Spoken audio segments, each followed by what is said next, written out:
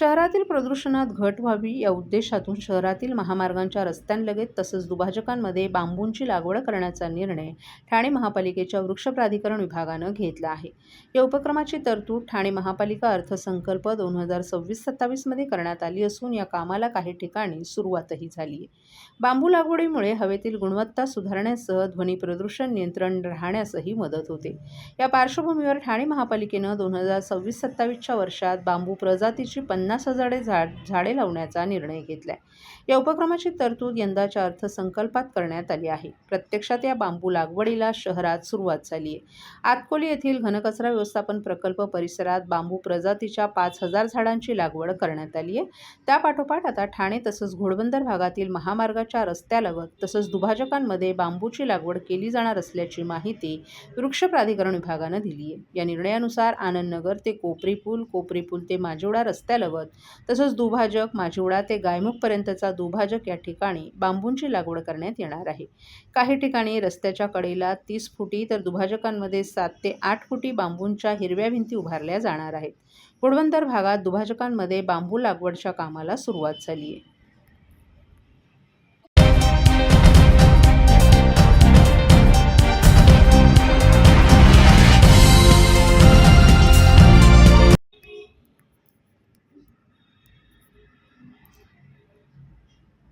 ठाणे महापालिकेत 10 वर्षात शेकडो कोटींचा घोटाळा, उच्चस्तरीय चौकशीची आमदार संजय केळकर यांची मागणी. गेल्या 10 वर्षात सुमारे 600 कोटींची वसुलीपात्र रक्कम वसूल करण्यात आली नसून बड्या विकासकांना मोकाट सोडण्यात आले. महापालिकेला देण्यात आलेल्या 10,000 कोटींचा निधी वापरताना अनियमितता झाली आहे, तर महापालिकेच्या सुमारे 15,000 कोटींच्या स्थावर मालमत्ता असून ठराविक व्यक्ती आणि संस्थांना नाममात्र ₹1 भाड्यानं देऊन मोठा भ्रष्टाचार केल्याचा आरोप आमदार संजय केळकर यांनी केला आहे. ठाणे महापालिकेच्या कारभाराची उच्चस्तरीय चौकशी करण्याची त्यांनी मागणी केली आहे. एकत्रित प्रस्तावावर विधानसभेत चर्चा करताना आमदार संजय केळकर यांनी ठाणे महापालिकेत गेल्या 10 वर्षात झालेला भ्रष्टाचार आकडेवारीनिशी उघडकीस आणत महापालिकेची उच्चस्तरीय चौकशीची मागणी केली आहे. 2021 ते 2025 या काळात केंद्र आणि राज्याच्या विविध योजनांमधून महापालिकेला 10,000 कोटी प्राप्त झाले, तर 2,500 कोटींचा खर्च कसा झाला याचं उत्तर महापालिकेला देता आलं नाही. अनेक वेळा मागणीनंतर 3 वर्षांचं ऑडिट करण्यात आलं, परंतु ते अपूर्ण असल्याचा आरोपही केळकर यांनी केला. एकीकडे विकास कामं करण्यासाठी तिजोरीत पैसे नसल्याचं सांगून महापालिकेनं परिवहन सेवेसाठी शासनाकडे 364 कोटींची मागणी केली आहे, तर दुसरीकडे मात्र तब्बल 600 कोटी रुपये वसुलीपात्र रक्कम वसूल न करता बड्या विकासकांना मोकाट सोडले. ठाणे महापालिकेच्या शहरात सुमारे 15,000 कोटींच्या मालमत्ता असून काही ठराविक व्यक्तींना आणि संस्थांना नाममात्र वार्षिक ₹1 भाड्यानं त्या देण्यात आल्यात. या मालमत्ता महापालिकेच्या उत्पन्नाचा एक महत्त्वाचा स्रोत असताना त्याचा वापर तिसराच व्यक्ती करत असून लाखो रुपये कमवत असल्याचा आरोपही केळकर यांनी करून या विभागाची श्वेतपत्रिका काढण्याची त्यांनी मागणी केली. विकासकांनी वाढीव FSIच्या बदल्यात म्हाडाला देण्याच्या सदनिका देखील बेकायदेशीरपणे विकल्या आहेत, परंतु म्हाडा आणि महापालिकेकडून संबंधित सर्व विकासकांवर गुन्हे दाखल करण्यात आले नाहीत. DDR कार्यालय दालनमुक्त करून डीम्ड कन्व्हिन्सचा प्रश्न सोडवण्यात यावा, मिनी क्लस्टर योजना राबवण्यात याव्यात, वायुसेना स्थानक असलेल्या यूर आणि कोलशेत येथील बेकायदेशीर बांधकामांवर कारवाई करण्यात यावी, कंत्राटी कामगारांना किमान वेतन, विमा आदी सुविधा देण्यात याव्यात, बंद कंपन्यातील शेकडो कामगारांना थकीत देणी मिळण्यासंदर्भात ठोस धोरण, कोपरी येथे रहिवाशांची 5 कोटी रुपयांचे भाडे थकवणाऱ्या विकासकावर कारवाई करणं, घोडबंदर येथील पाणी टंचाई, सेवा रस्ता मुख्य रस्त्याला जोडून रहिवाशांवर होणारा अन्याय आदी विषयांवरही केळकर यांनी भाष्य करत नागरिकांना दिलासा देण्याची मागणी केली आहे.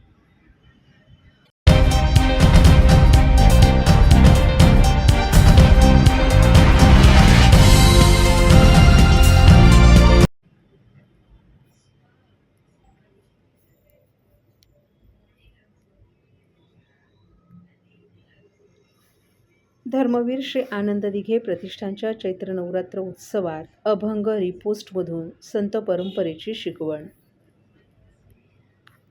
संत परंपरेचा गाभा जपत आधुनिक सादरीकरणाच्या माध्यमातून नव्या पिढीपर्यंत संतांचे विचार पोहोचवण्याचा अभिनव प्रयत्न सफल ठरलाय. धर्मवीर श्री आनंद दिघे प्रतिष्ठानच्या वतीनं ठाण्यात आयोजित चैत्र नवरात्र उत्सवात सोमवारी सायंकाळी सादर झालेल्या अभंग रिपोस्ट या विशेष सांगीतिक कार्यक्रमानं उपस्थित रसिकांची अक्षरशः ब्रह्मानंदी टाळी लागली. उपमुख्यमंत्री एकनाथ शिंदे यांच्या पुढाकारातून ठाणे पूर्वेतील कोपरी येथील संत तुकाराम महाराज मैदानात चैत्र नवरात्र उत्सवानिमित्त सहस्रचंडी हवनात्मक नवकुंडीय महायज्ञ सुरू आहे. या महायज्ञाच्या 5व्या दिवशी अभंग रिपोस्ट कार्यक्रमात भाविक तल्लीन झाले. यावेळी लता शिंदे, महापौर शर्मिला पिंपळकर, ज्येष्ठ अभिनेत्री निर्मिती सावंत, अभिनेते मंगेश देसाई, अतिरिक्त आयुक्त संदीप माळवी, माजी महापौर मीनाक्षी शिंदे, शिवसेनेचे सचिव संजय मोरे तसंच इतर भाविकही मोठ्या संख्येनं उपस्थित होते. संत वाङ्मयाच्या आधुनिक आविष्कार ठरलेल्या अभंग रिपोस्ट या सांगीतिक कार्यक्रमातून संतांची शिकवण आजच्या युवा जनरेशनपर्यंत पोहोचवण्याचा प्रयत्न करण्यात आला. संत निवृत्ती, ज्ञानदेव, तुकाराम, एकनाथ आदी संतांच्या अभंगातील विठ्ठल विठ्ठलाच्या नामस्मरणासह गजर करण्यात आला. देहदेवाचे मंदिरं, लहानपण देगा देवा, आनंदाचे डोही, आनंद तरंग यांसारख्या लोकप्रिय अभंगांना आधुनिक फ्युजनची जोड देत भक्ती आणि सामाजिक संदेशांचा संगमही साधण्यात आला. मला दादला नको ग बाई या भारुडाच्या माध्यमातून फाटक्या कपड्यांची फॅशन करण्यापेक्षा चांगल्या विचारांची फॅशन करा आदी विविध सामाजिक संदेशही देण्यात आले. आम्ही बी घडलो तुम्ही बी घडा ना या फ्युजनमधून तरुणांना सकारात्मक जीवन मूल्यांची जाणीव करून देण्यात आली. आजची तरुण पिढी विठ्ठल भक्तीपासून दूर जाऊ नये म्हणून संतांच्या अभंगांचं विडंबन न करता त्यांना आधुनिकतेची जोड देत नव्या पद्धतीनं सादर करून भक्तीचा नवा मार्ग या कार्यक्रमातून दाखवण्यात आला. पारंपरिक भक्ती आणि आधुनिक सादरीकरण यांचा संगम साधत अभंग रिपोस्टने तरुणाईमध्ये केवळ भक्तीची नवचेतना निर्माण केली नाही तर मंडपात फेर धरून तल्लीनही व्हायला लावलं. दरम्यान धर्मवीर श्री आनंद दिघे प्रतिष्ठानतर्फे आयोजित या चैत्र नवरात्रोत्सवाच्या माध्यमातून संतांची महती आणि त्यांचे विचार रिपोस्ट करून समाजात एक प्रकारे जनजागृती करण्याचा आयोजकांचा संकल्प या निमित्तानं यशस्वीरित्या पूर्ण होत असल्याचंही दिसून आलं.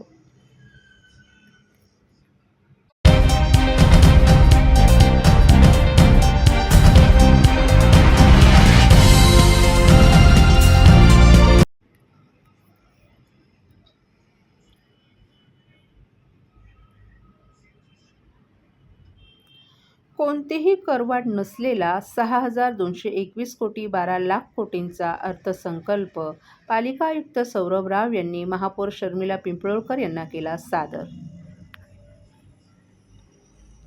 ठाणेकरांवर कोणतीही करवाढ न लादता महापालिका आयुक्त सौरभ राव यांनी 6,221 कोटी 12 लाख कोटींचा अर्थसंकल्प महापौर शर्मिला पिंपळकर यांना सादर केलाय. करवाढ न झाल्यानं ठाणेकरांना दिलासा मिळाला असला तरी पालिकेची 2,100 कोटींची देणी थकल्याचं अर्थसंकल्पात नमूद करण्यात आले. महापालिका निवडणूक पार पडली असली तरी स्थायी समिती अस्तित्वात नाही. त्यामुळे पालिका आयुक्त सौरभ राव यांनी सोमवारी 4 वर्षांनंतर महासभेत 2026-27चा आर्थिक वर्षाचा अर्थसंकल्प सादर केला. गेल्या वर्षी 5,625 कोटींचा अर्थसंकल्प सादर करण्यात आला होता. यंदा यामध्ये सुमारे 600 कोटींची भर पडल्यामुळे अर्थसंकल्प 6,221 कोटींवर झेपावलाय. या अर्थसंकल्पात जुनेच प्रकल्प नव्यानं मांडण्यात आले असून हे महत्त्वाकांक्षी प्रकल्प पूर्ण करण्यासाठी सर्व शासकीय अनुदान आणि कर्ज रोखींवर असल्याचं अधोरेखित झाले. अर्थसंकल्प सादर केल्यानंतर पालिका आयुक्त सौरभ राव यांनी घेतलेल्या पत्रकार परिषदेत देणीबाबतचं भाष्य केलं. पालिकेला असलेल्या 2,100 कोटींच्या एकूण देणींचे 3 भागात वर्गीकरण करण्यात आलं आहे. पालिकेनं हाती घेतलेली विकास कामे आणि कंत्राटदारांच्या देण्यांमुळे देणी वाढल्याचं आयुक्त राव यांनी सांगितलं. पालिकेवर तातडीनं फेडावी लागणारी प्रत्यक्ष देणी 1,100 कोटी आहेत. मागील वर्षी पालिकेनं 1,900 कोटींच्या कर वसुलीचं उद्दिष्ट ठेवलं होतं, परंतु ते पूर्ण करण्यात अपयश आले. पाणीपुरवठा, शहर विकास आणि अग्नी विभागाच्या उत्पन्नात घट झाल्याचं आयुक्तांनी मान्य केलं. महसुली उत्पन्न 3,523 कोटींवरून 3,641 कोटी रुपयांपर्यंत खाली आले. महसुली उत्पन्न वाढवण्यावर आणि आर्थिक शिस्त राखण्यावर भर देत आहोत. अमृत 2.0 अंतर्गत केंद्र सरकारकडून 98.68 कोटींचं बिनव्याजी अर्थसहाय्य मिळालं. देणी कमी करून विकास कामांचा दर्जा राखणं हे उद्दिष्ट असल्याचं पालिका आयुक्तांनी सांगितलं. यावर्षीचा बजेट जे मान्य महासभेला सादर झालेला आहे, अजून त्याला मान्यता मान्य महासभेची मिळालेली नाही आहे. शेवटचा अधिकार मान्य महासभेचा आहे. माझ्याकडून जे प्रस्ताव किंवा अर्थसंकल्प सादर झाला तो 6,221 कोटी रुपयाचा आहे आणि यामध्ये घट वाढ मान्य महासभा करेल. 25 तारखेला त्याच्याबद्दल डिटेल चर्चा होणार आहे. तूर्त या बजेटमध्ये कुठल्याही प्रकारची दरवाढ आम्ही सुचवला नाही आहे आणि कुठलाही नवीन टॅक्सेशन ही नाही सुचवला आहे. मात्र हा यथार्थ आहे की महापालिके मार्फत नागरिकांना दर्जेदार सेवा देण्यासाठी थोडीफार दरवाढ जरूर करणे अभिप्रेत आहे. सेवांची गुणवत्ता, सेवाची कॅटेगरी आणि क्वालिटी यामध्ये इम्प्रूव्हमेंट त्याच्यानंतरच येईल. या बजेटमध्ये महानगरपालिकेमार्फत जे आपले कमकुवत घटक आहेत त्यांच्यावर फोकस करण्यात आलेला आहे. महिला, दिव्यांगजन, बाल कल्याण याच्यावर फोकस आहे. पर्यावरण पूरक गतिविधियांवर फोकस आहे. याच्या व्यतिरिक्त आधारभूत संरचना ज्यामध्ये पुन्हा पाणी पुरवठा, सुरळीत पद्धतीने पाणी पुरवठा, वाहतूक कोंडी सोडवणे, आपले सिटीमध्ये जे पर्यायी रस्ते आहेत त्यांचा विकास करणे, त्याच्या व्यतिरिक्त आरोग्य आणि शिक्षण याच्या दर्जेमध्ये सुधार करणे, quality education facility, quality health facility ही अवेलेबल करून देणे याच्यावर आपण भर दिलेला आहे. बरेचसे नाविन्यपूर्ण यामध्ये उपक्रम प्रत्येक डिपार्टमेंट मार्फत यावर्षी सुचविण्यात आलेले आहेत. याचे व्यतिरिक्त महानगरपालिकेचे बजेटवर कुठल्याही प्रकारचा आर्थिक ताण न आणता PPP तत्वावर मोठ्या प्रमाणावर फ्युचरिस्टिक भविष्यगामी प्रकल्प करण्याचा सुद्धा नियोजन आहे.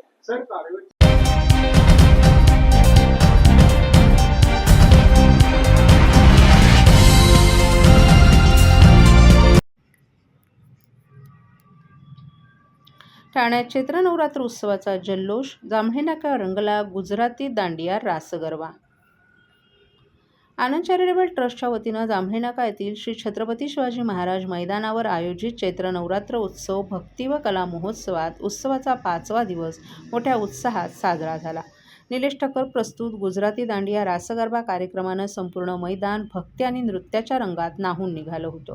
या कार्यक्रमाला गुजराती, कच्ची आणि जैन समाजातील नागरिकांनी हजारोंच्या संख्येनं उपस्थित लावून दांडियाचा आनंद लुटला.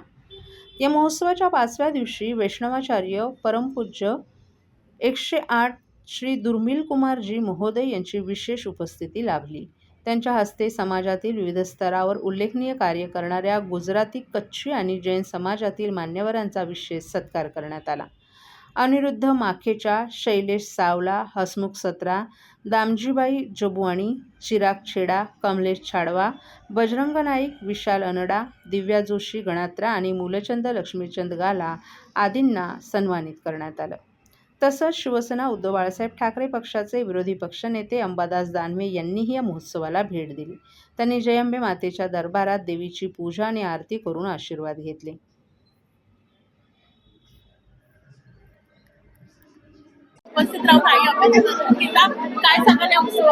खरं तर हा उत्सव एक ठाण्यातला महत्वाचा उत्सव सातत्याने राहिलेला आहे.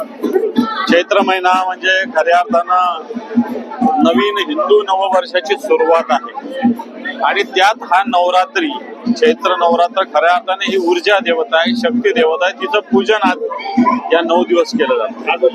खरं तर नवीन वर्ष जे सुरू झालेलं आहे त्याच्यामध्ये आपलं जे संक्रमण झालेलं आहे त्याच्यातून या सगळ्या गोष्टी आता आपल्या पद्धतीनं सुरू होतात. राजन विचारे साहेबांच्या माध्यमातून ठाण्याचे सगळी मंडळी या निमित्तानं सर्व जाती धर्माचे बांधव एकत्र येत असतात आणि या शक्ती देवतेची, ऊर्जा देवतेची पूजा करते. मी समजेल की या शक्ती देवतेला, ऊर्जा देवतेला, आई भवानीला, जगदंबेला प्रार्थना करू या ठाण्यालाच नव्हे तर महाराष्ट्राला सुख मिळू दे, समृद्धी मिळू दे आणि हे पुण्य जे मिळतं ते राजन विचारे साहेबांना मिळतं. म्हणून त्यांचं खऱ्या अर्थानं आपण अभिनंदन केलं पाहिजे की सातत्यानं कित्येक वर्षातून ते उत्सव सुरू ठेवतात.